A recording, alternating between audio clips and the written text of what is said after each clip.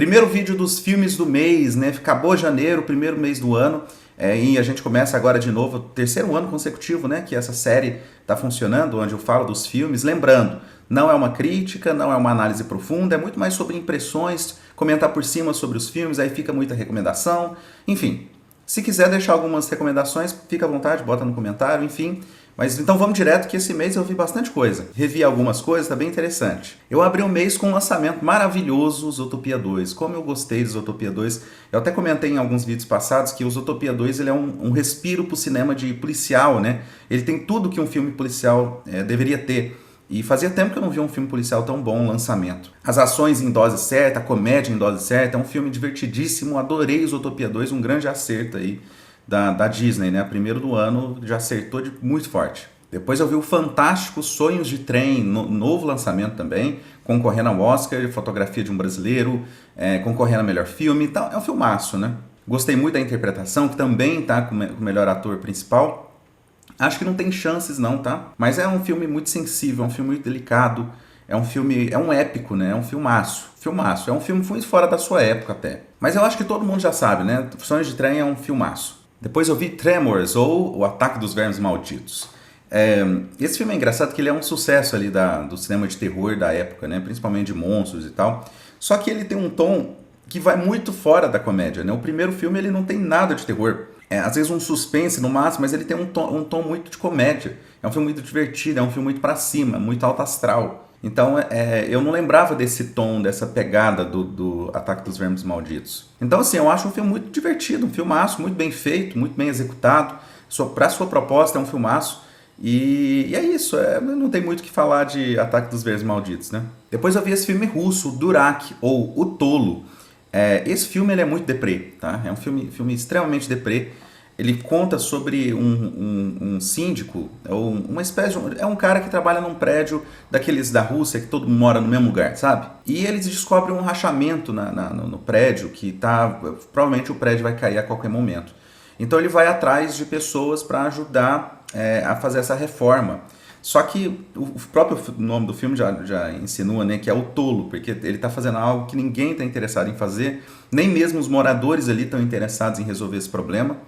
Então o rachamento no prédio vira metáfora, de repente, e o filme tem uma trilha sonora de uma música que é uma das melhores músicas russas que pra mim, assim, eu fiquei muito surpreso quando ela tocou no filme, que é uma música do Kino, toca lá no Spokoya Noche, né, toca lá no meio do filme. Então, assim, é muito legal, assim, é um filmão.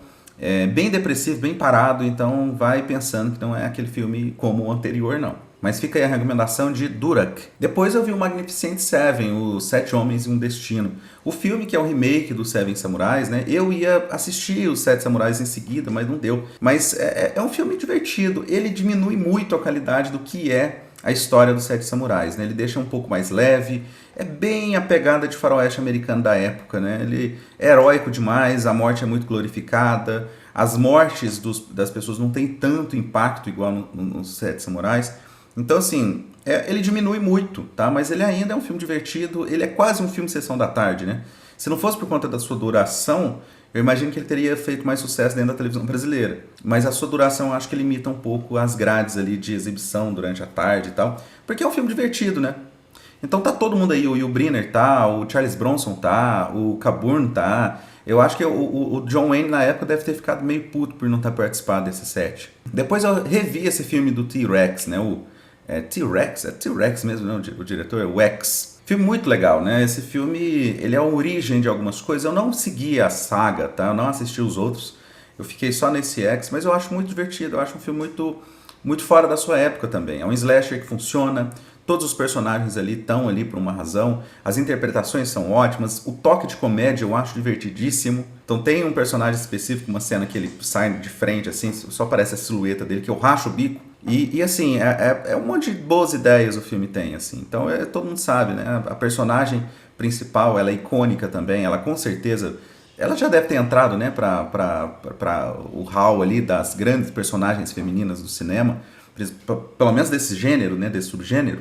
Mas é um filme bem divertido, eu gosto muito de X. Depois eu vi Not Without My Daughter, ou Não Sem Minha Filha. É um filme sobre o Dr. Octopus, né, tá nesse filme. É um filme sobre um iraquiano que vai levar sua esposa para conhecer sua família.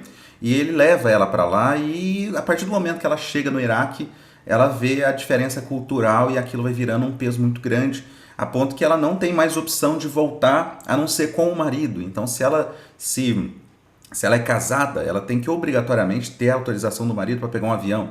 Então o marido já não quer mais ir embora, porque ele está com a família. Então existe toda essa pressão. O filme foi muito criticado na época por estereotipar, né, e mostrar algumas coisas que não são verdades. Mas olha, não é muito longe disso não, tá? Você vai ver canal tipo da Dani Boggioni, né, o Sobreviver na Turquia, esses canais de mulheres que moravam, que conhecem a cultura, é exatamente aquilo. Não tem muito além daquilo não.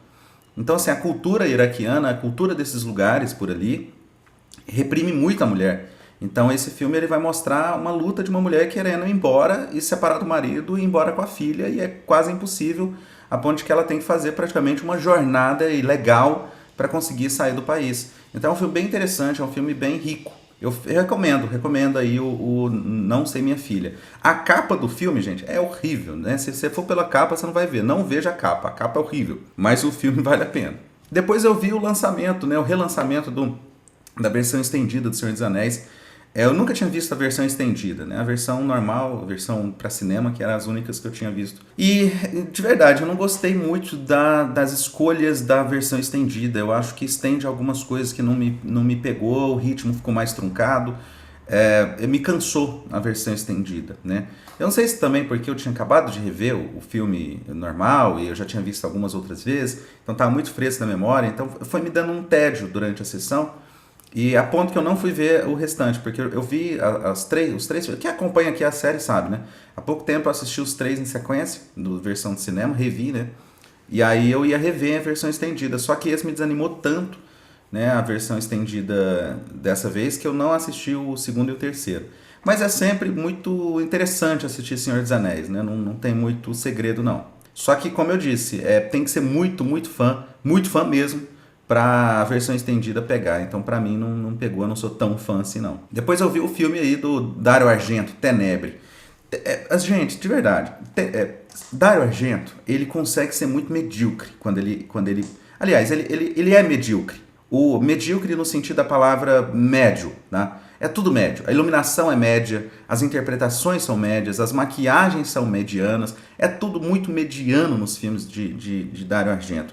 Com exceção de um ou outro, tá? Que aí consegue furar um pouquinho, mas ele tem uma meioca ali de filmes como Tenebre, que me cansa demais, o roteiro é mais ou menos, como eu disse, os atores estão mais ou menos, a fotografia é mais ou menos, as cenas de ação, de violência, é muito mais ou menos também, é muito truncada. Então, assim, é um filme muito medíocre, é um filme muito nota 6, assim. Então, e ele ainda tenta ser um clássico do terror, com reviravolta e tudo, que me deu uma preguiça. Esse é aquela famosa história de quem que é o assassino, sabe? Aí quem que vai ser o assassino? É só você pensar no mais improvável e aí você aposta nele que vai ser. Então, assim, é um filme que não me pega muito, não. Acaba muito nada também, achei muito estranho. A música é fantástica, mas a música é legal, mas eu não sei se ela encaixa muito com as cenas, assim, eu achei meio dissonante, sabe? Depois eu vi o lançamento novo aí do Ben Affleck com o seu amigo, né? Parceria já de muitos anos, né? Eles já têm parceria, então só por isso já vale a pena. Matt Damon e Ben Affleck juntos sempre vale a pena. E esse The Rip é um filme que a moça lá do Uma Batalha Após a Outra tá no papel também, ela tá escalada, eu fiquei bem surpreso de ver ela. Eu esqueci o nome dela, ela tá bem recente, né? Não deu pra decorar ainda, não. Torço muito pra ela ganhar o Oscar e ela tá concorrendo. Mas enfim, o The Rip é um filme de ação bem feito, né? Ele se perde ali no final, eu sinto. Ele tenta ser um pouco gênio em um certo momento, existe uma falação final ali que me deu uma preguiça, mas o desenvolvimento do filme é tão bom, né? Eu acho tão suave o desenvolvimento do filme, como as intrigas vão se estabelecendo, que é um filme que me prendeu. Eu assisti esse filme lá em Bertioga, eu estava em Bertioga, eu fui para o apartamento e tinha acabado de lançar, eu dei play e super funcionou. É claro, eu não acho que seria um filme que eu talvez assistiria de novo, ou que acredito que vai ser um marco na história do cinema de ação ou policial, mas valeu a pena. Depois eu revi esse grande documentário de Herzog.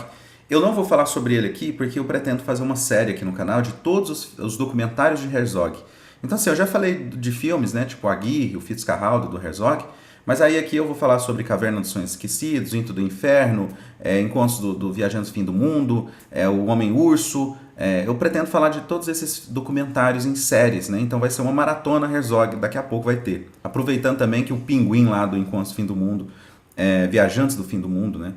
Viralizou na rede social, então vou falar de todos eles e vou deixar esse para depois. Então pode esperar aí uma série de Herzog documentários. Depois eu vi esse clássico do Kurosawa. É complicado esse filme, viu? Kagemusha. Kagemusha é a história de um sósia, de um rei, enfim, ele morre e o cara começa a se passar por ele. E o cara é um bandido, né? Ele era um bandido e aí ele se passa pelo rei e aí começa a ter intrigas dos clãs e tal. O filme ele tem decisão de não mostrar algumas ações, né? E focar muito na questão diplomática da toda a situação. É um filme de 3 horas e pouco, é um filme longo, é um filme cansativo e que eu achei um grande desperdício de roteiro a forma com que o filme funciona. Ele me deixa confuso às vezes, porque o mesmo ator está interpretando 3 personagens e aí ele conta que a gente vai decorar o nome deles de primeira, só que eu já não sei quem é mais quem. E a personalidade do bandido já é modificada de uma cena para outra. Então ele que antes era um cara extremamente rebelde, de repente ele não é mais, ele já é um rei e está funcionando como um rei. Então eu achei muito estranho o desenvolvimento do filme e muito truncado, nossa. E a ponto de que eu já não estava nem aí pro filme no seu finalmente ali. Então Kagemusha é um filme que não me pegou, eu esperava que ia ser... Era um daqueles filmes que estava na lista, né? Que fazia tempo que já estava, enfim, não tinha assistido, dos clássicos do cinema. E o que eu temia aconteceu, que foi um filme bem difícil de ver, foi bem paulado assistir esse filme. E agora a gente entrou nos últimos 2 filmes do mês, né? Os 2 últimos filmes, um foi um documentário que está concorrendo ao Oscar, que é o Alabama Solution. Entrei aí para começar a assistir os documentários do Oscar, né? Já vi a Minha Vizinha Perfeita, agora a Alabama Solution. E aí o próximo vai ser Mr. Nobody Against Putin, e aí tem mais 1 ou 2 para assistir. Mas no caso do Alabama Solution, ele é um filme sobre os presos ali do Alabama que entram de forma ilegal, claro, com celular para dentro da cadeia. Eles fizeram um documentário com as gravações dos presos. Então eu achei interessante essa tendência do Oscar esse ano, porque Minha Vizinha Perfeita é gravações de corpo de policial. Agora é gravações manuais de presos. Então parece que está sendo recortes, né? E se eu não me engano, o Putin também é algo mais ou menos assim. Então é uma tendência de fazer documentário com material pré-gravado, né? E esse é uma história interessante, que vai mostrar muito a questão carcerária ali do Alabama, tanto que é errado, tanto que as coisas são sujas dentro das prisões, não só do Alabama, né? Então reflete um padrão de prisões pelo mundo. E é um filme bem chocante, tem umas cenas de violência, tem cenas de gente realmente muito machucada, é chocante. Tem foto de gente morta, é um filme bem pesado, é um filme bem 18 anos, assim. Mas é um bom filme pra gente acordar algumas coisas, sabe? É um filme bem reflexivo. Por fim, assisti esse filme que me pegou muito quando criança. A última vez que eu assisti esse filme foi em locadora, assim, e eu tinha ele na memória. Kevin Bacon e Elizabeth Shue, O Homem Sem Sombra, né? Eu lembro dessas propagandas na TV também. Era um dos meus filmes preferidos quando criança. E é um filme interessante, né? Os efeitos especiais dele são fantásticos, assim, é muito bem feito. Imagino eu. Aí eu entendi porque eu, quando criança, eu achava um filme legal, porque era muito, muito fantástico, né? Até hoje funciona muito bem a cena de ação. Só que é um filme muito violento. Então, assim, não diria que seria para o público infantil, não. A primeira cena do filme é um rato sendo esmagado, assim, por um homem invisível. Por um homem não, por um macaco. E é isso, é um filme de ação, terror, com Kevin Bacon sendo vilão, então é bem interessante, ele é bem imponente, assim. O Kevin Bacon, quando ele quer atuar, ele atua, né? Mas é isso, é filme 2000, né? Não tem muito o que falar de O Homem Sem Sombra. Engraçado que esse mês eu vi 2 clássicos do Kevin Bacon, né? O Tremors e o Hollow Man. Mas é isso, esses foram filmes do mês. Se quiser deixar recomendação, só deixar nos comentários. Me segue lá no Instagram, que eu tô fazendo uns vídeos lá. Tá dando um pouco certo os vídeos lá, tá dando mais certo do que aqui, inclusive. Mas é isso, até o próximo. Tchau.